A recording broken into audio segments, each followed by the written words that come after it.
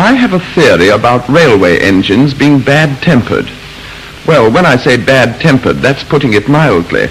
They're actually livid, furious beasts, and they loathe humanity.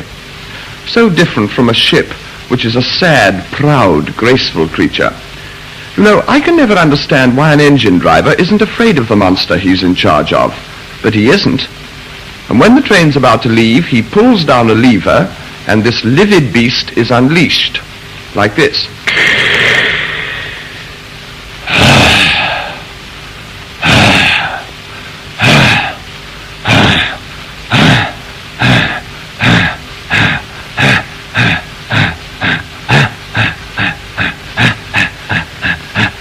And so forth on its journey.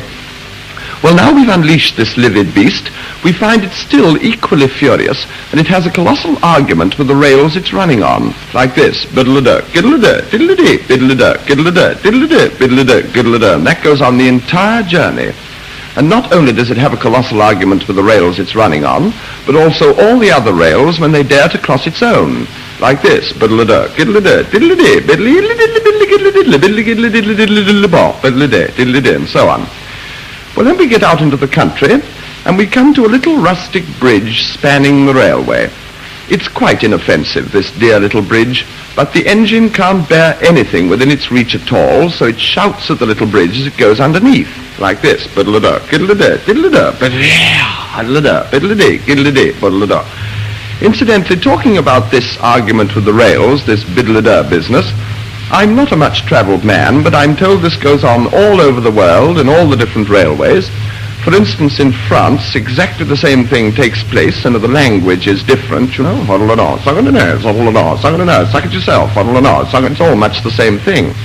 And speaking of France, the first time I ever went there, I arrived at Calais, and very close to the quayside, I came across my first glimpse of a French engine. I was vastly impressed, because it seemed to me to be 4 times as big and 8 times as livid as any engine I'd ever seen before.